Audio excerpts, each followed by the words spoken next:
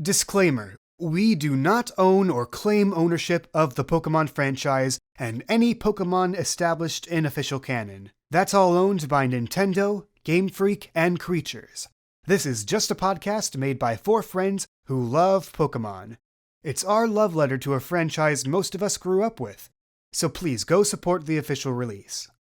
Previously, on PKMN Legacy, you're able to get to one of the Pokeballs before he grabs the rest. Which one do you grab? Oh, red. Maddie Leclerc, meet Pyramp. Oh, he's so cute! We've got ourselves a good old triple battle.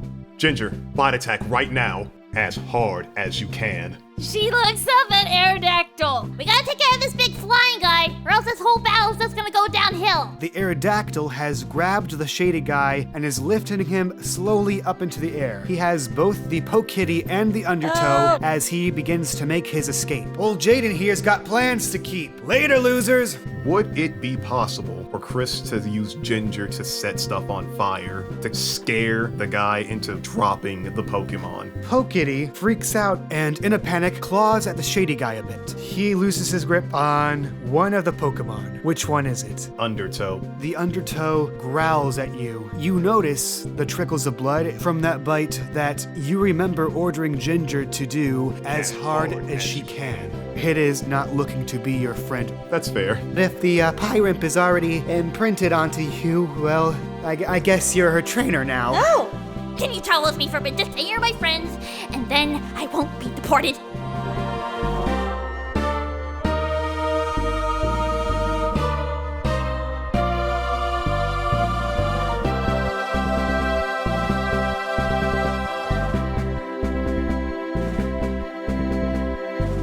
We open up on the Trainer Bureau, the gatehouse between Port Gala and the rest of the region. It is almost evening, approaching closing hours. Now, this particular gatehouse is pretty much dead at this hour. All the normal folks have passed through a good while ago. Right now, it's just this lone employee.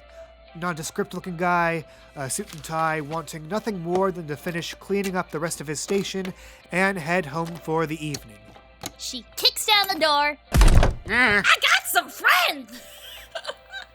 Okay. Hello, how can I assist you today? I'd like to register my party with my 2 new friends. I'll need to see your passport then. She pulls it out of her pocket and whops it onto the counter, and slowly, in a kind of smirmy smile, she slides it over to the guy. Thank you. I'll be needing your passports as well. Oh. Maddie, digs through her bag frantically because she's really disorganized sometimes. And everything kind of starts flying out because she threw a lot of stuff in after the whole, chase. And finally, after all of her stuff is on the floor, she hands it with, a really, really determined and excited look in her eye, here you go! Oh, okay. Sir? Chris is reaching in his back pocket and he just pulls out his wallet that just conveniently has all of his stuff in there. And also a bunch of unnecessary photos of his daughter. He's not embarrassed by it at all. He gives it to the man up front. He's like, oh, here you go. Thank you. And just to make sure, the 3 of you are knowing and consenting to the formation of this team, yes? You're all okay with this, right? She gives, a very, very toothy smile, and she has that pupil shrinking thing happen with her. Yes? Oui! You free? Uh-huh. Hey, quick question. What are their names? These are my new friends, Chris and Maddie. And she points to the wrong people as she gives the names. Well, according to my pay grade, sounds legit to me. And he stamps the group permit. Welcome to Appalachia. Thank you so much. Hold on for a moment. There's still a few procedures to go through here. Team name. Ooh. Team name. Well, you are all on the same team. You travel as a team, take on the Pokemon League as a team, so you need a team name. Could you give me just one moment, please? Yep. She kind of takes both their shoulders, makes a huddle with them, tiptoeing them away from the counter. What the heck do we call ourselves? I'm gonna be honest, I didn't expect to get this far, so you've got me. What about her? She must have a name idea, right? Who, me? Yeah, you look like you're good with creative stuff. Okay, so, I think that we should do, I love bread. So, Team Du Pen. You want to name us Team Bread? I love bread. Well, I've got nothing better. It's been a long day. Sure, fine. Team Bread. Team bread. So, not to rush you or anything, but have we come up with a name? Team Du Pen. Okay, how do you spell that? Team Mm-hmm. Team espace. Okay, I was talking about the other ones, but okay, fine. Let's keep going. DU espace Okay. PAIN. Wait, so like Team Do Pain? No. That's kind of edgy. Oh, that's a good point. I like that. We are soft. All right, Team Do Pain. No. Right, so the last thing, need your sea gear so I can upload the regional maps and update your Pokedex data. Pokedex? Yeah, so if you could just hand me your sea gear, all right? No prob. Bella just kind of reaches into her backpack and pulls it out and hands it over to the guy. And Maddie pulls hers out. It was the one that she got from her professor, and she hands it out excitedly. Chris hands his out, but question to you, Kay. Does he have an old version of the Pokedex for the Hoenn region, or does he have a new one? Okay, that depends. Did Chris ever go out as an assistant to a professor and collect data on Pokemon? He did, but that was more or less with his wife. He had a Pokedex, but it was more or less like a really, really old and worn out version. Right, so let's world build. Usually a professor gives a Pokedex to a trainer so they can go gather data for them while they're on their journey. But I figure it's an ever-shrinking world, and with technology and just time going by, you can only do that so many times before they run out of Pokemon to discover. Nowadays, I imagine there are Pokedex apps available to the public on Sea Gears, Oh, okay. where each individual person could fill it out and quote-unquote discover new Pokemon on their own. Okay. Chris reaches in the inside of his jacket where there's like an extra secret compartment and pulls out his sea gear and hands it to the man up front. All right, thank you. Don't judge me, I've been at this post all day. Of course. Anyways, here you go. Make sure it works, test it out. Velma takes hers out and tests it out on her Dustox. You hear it whirring to life. Dustox, the poison moth Pokemon, and the evolved form of Cascoon. This Pokemon is drawn to bright lights and is considered a pest in populated areas for devouring plant life. It scatters a fine toxic dust when it flutters its wings. Prolonged exposure to this dust may cause nausea and illness. Ooh. I want to try. And then Maddie just takes her Pokeball out for Pyramp and throws it out because she's never seen that Pokemon before, and Pyramp comes out. Your Pokedex scans it and registers it for a moment. Pyramp, the fiendish Pokemon. It makes up for its small stature by lighting its fur on fire to scare away predators. In some cultures, they are seen as evil spirits and are hunted down, despite their docile nature. Evil spirits, but you're so cute. Did it say it sets its fur on fire? Yeah. That seems... Dang, please be careful with that one. It's okay. I'm good. Buddy, I travel with Dustox. She's gonna be fine. Chris takes out Ginger to sit and scans her just to see what registers in the system. Houndoom, the dark Pokemon, and the evolved form of Houndour. The pack leader is chosen through combat and can be marked by their sharply raked horns. When enraged, the flames it breathes become laced with a sulfuric toxin. The pain from burns caused by these flames never fades. Huh. Okay, now that's really edgy. That sounds even worse than Pyramp. I wonder what else that fiery breath can do. She is a sweet girl. She is just... Oh, you know what? I'm just gonna go take a seat somewhere. Actually, please don't sit. I really need to close up for the night. Thank you. Thank you. See ya, dude. The moment you walk away from the counter and turn your back, you hear him close the shutters behind you and click lock up the whole area. You hear the sound of footsteps on tile as he scurries home to get some goddamn dinner.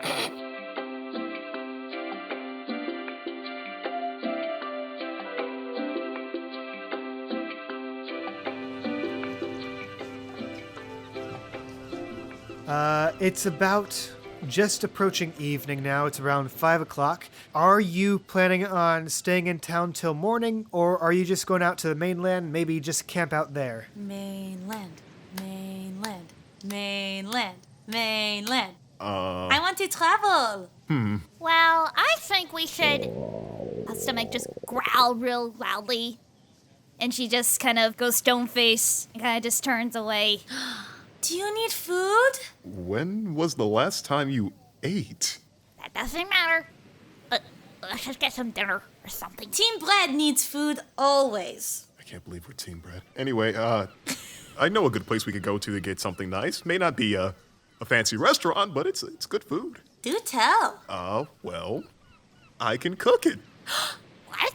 Yeah. Now, do keep in mind, I'm kind of prone to, burn certain things, so don't ask me to cook specifics. I only know simple things, like, What's your favorite? Well, I technically don't have a favorite, but my little Emily did love soup. Ooh, I could make some kind of noodles, maybe something involving some seasonings, maybe some... I could help. I used to cook at home all the time. Whatever it is, can we eat it soon? Please? Right, I just need a place to actually cook it. We can stay in my dorm. You have a dorm? Or? Wait. Yeah, no, you don't. Damn it. I'm not spending a fate point for that, so we're gonna figure something else out. Nah, Where they can pretty we much... But where am I supposed to stay? You're pretty much meant to get out of your comfort zone and literally travel around like a normal Pokemon trainer. And be homeless. Trainers do not have dorms. Where do I sleep at night? Bed in the bush with stars to see. Bread you dip in the river. Okay, let's back this up a little bit. Maddie pulls out a map that she has of the region, and she sees, like, So you look at your map, which is on your sea gear. For all of you, you are at the most southeast corner, right here at Port Gala. Port Gala, right? Okay. The only route to the mainland seems to be on this bridge marked right here. After that is Route 1 through what seems to be a foresty area over to Brayburg Town. If you get to the mainland, you could probably cook something there, or you could see if maybe the Pokemon Center has a facility that they can let you recoup. Is there going to be a Pokemon Center in Brayburg Town? There is a Pokemon Center everywhere. Cool. I feel like we should go to Brayburg Town then, because there's going to be a Pokemon Center there anyway. I agree. Well, how long will it take us to get there? A total of 4 miles, Ooh. by looks of But it. Velma needs food. Question. Answer. Do I have, like those cheap airline snacks that they give you on the plane with me? You have nuts. Can I give those to Velma?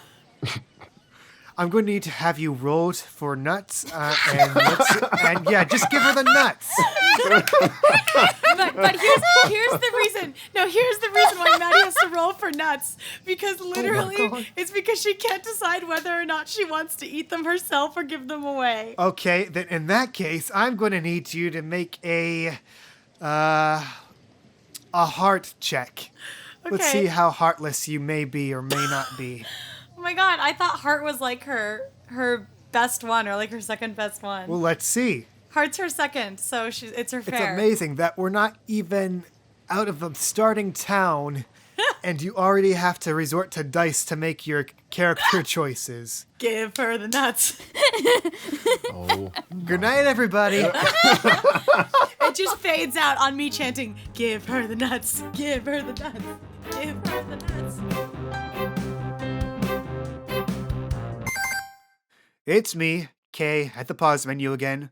Hope you like these nut jokes because they make up about 1/3 of this episode. What is my life right now? First off, our Patreon. It went up about 2 weeks ago, and a few of you have already jumped on this fun little bandwagon here. So thank you so much for your support so far. Now, if you're interested in starting with the basic baller tier, $2 and up, we'll display your names at the end of the YouTube video for this episode, as well as all future episodes as long as you're a patron. If you're joining the Great Baller tier at $5 or more, you get access to our bonus tidbits. Last week, I let you guys in on some stuff about the Playtester campaign and an alternate cut from episode 2. And if you join the Ultra Baller tier at $10 and up, then we shall speak your name in the pause menu here, immortalizing you among the ranks of such esteemed folk like Donkey Otoh. I know who you are, and I hate that I still laugh at that joke. God dang it. Anyway, if you'd like to support the show, the link to the Patreon page should be in the description of wherever you find this podcast. But for now, time for some plugs. I think Dry has something for you about D6 Dawnright. Hey there everyone, Terrence Dry here to promote the Dungeons & Dragons campaign I'm currently playing in, with the Dungeon Master being none other than the voice actor and abridger, Yarrow Shien. Each session is live streamed every week on Sunday at 9 p.m. Eastern Standard Time on Twitch at twitch.tv/Yarrow Shien. I play the character Franz, the human druid, and if you would like to hear more of my wacky tales as this character, then please come by and see us this Sunday. See you then! Next episode is set for March 19th, so as usual, see it in 2 weeks. But for now, back to the nuts. Unpause. Oh my god. Okay, so I have to roll. I have to roll for nuts. Click on your token, hit the hearts, roll them nuts. Yeah. I mean, you could give them to her, but then again, those nuts look pretty tasty. God, I hate to have to say that. But wait, it's my fair approach, so don't I get +2 on it? It already applies to +2. No! Actually, hold on. It looks like it's applying +1. Let me take a look. Let's see. Heart is under fair. It's clever that's your +2 on. And my clever is my +3. I'm sorry. I have careful as 3. I missed. I made it's all this good. sheet terribly.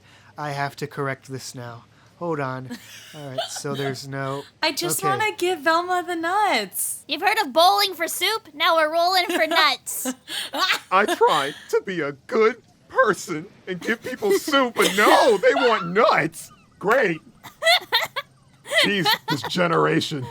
Okay, all right. I went inside, fixed you up. Let's re-roll for nuts. Okay. God damn. Ready? Yes! Okay. You are kind-hearted enough to be willing to give her your nuts. So Maddie pulls them out of her bag as she realizes that she still has some of her cheap old airplane food. And she says, Velma, I have this thing from the airport that I can give you, if that's okay, until we get to Brayburg Town. Velma kind of stares up at Maddie, and then looks down at her hand that's offering the nuts. And she just kind of reaches out for them very weakly, turns away and says, Thank you. I appreciate it. What a wonderful use of 5 minutes. It's worth it, and you know it. I know. It's going to get all the views. Your nuts are going to bring all the boys to the yard. All right, to Brayburg Town, everyone. Let's go ahead and make our way there. Whee! Woo!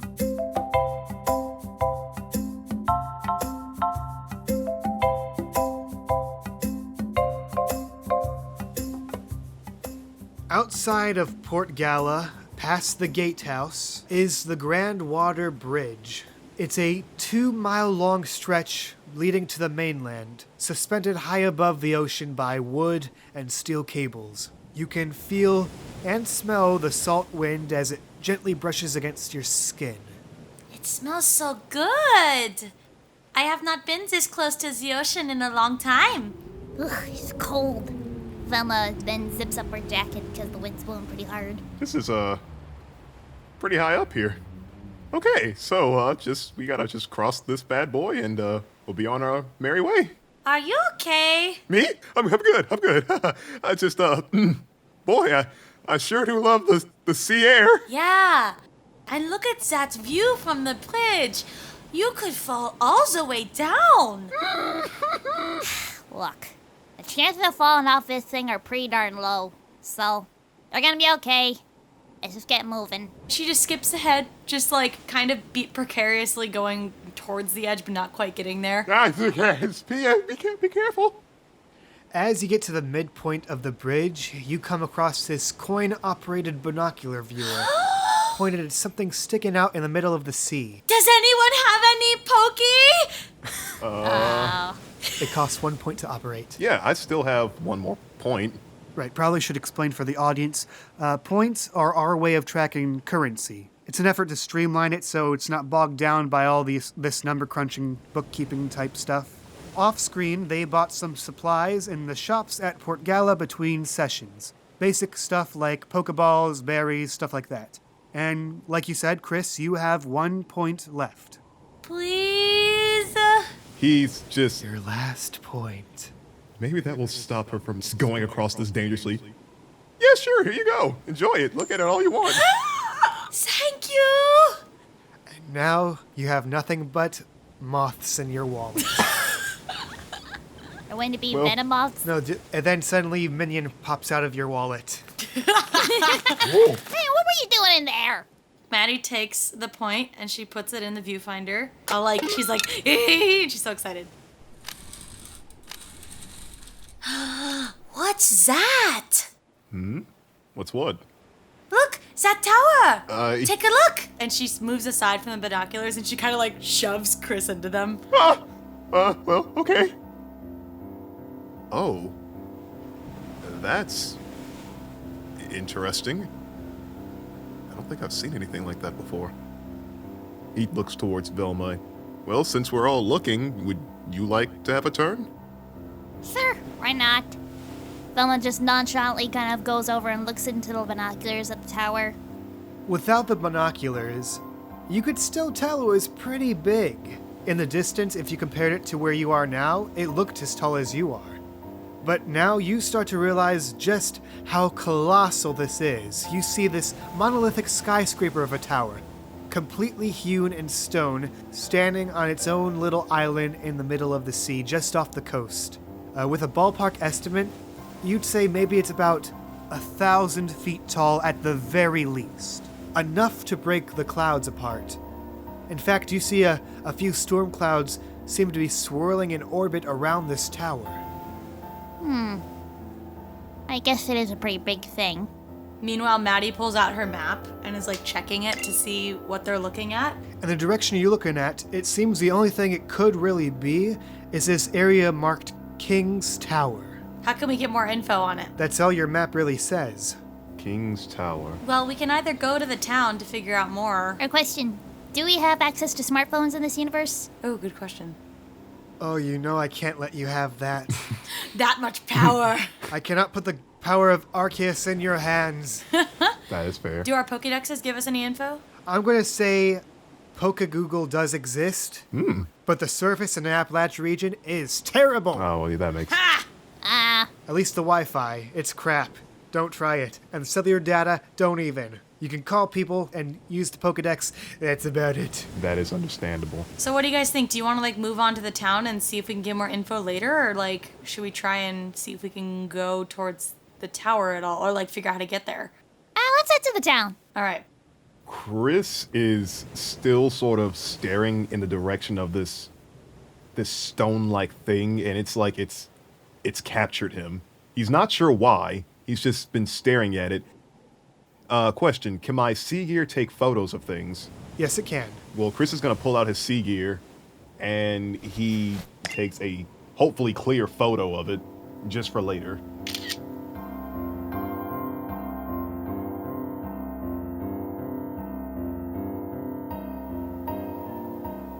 So you make your way across the rest of the bridge, and the sound of the ocean starts to fade away from view. At last, you finally reach the end of the bridge and take your first steps onto the soft, grassy mainland. Oh, it's so pretty here. Oh, sweet land. Oh, I've missed you so much. Oh, I'll never take you for granted. And Maddie just kind of watching him like, okay. Oh, sorry. Velma, from out of her pocket, takes out a little test tube and gives a little sample of the soil. What's that for? Oh, it's just a little thing I collect. You never know what you'll learn from the properties around you, so it always helps to take a little sample everywhere you go. You now have a vial of dirt in your inventory. Hell yeah. You also notice a small wooden sign pointing down a forest trail heading west. It reads, Route 1, Newberry Way. I think we should go that way. Well, it is a sign, and normally we are supposed to listen to them. Makes sense to me. Neat. You crossed a bridge. And it only took you a whole episode to do it.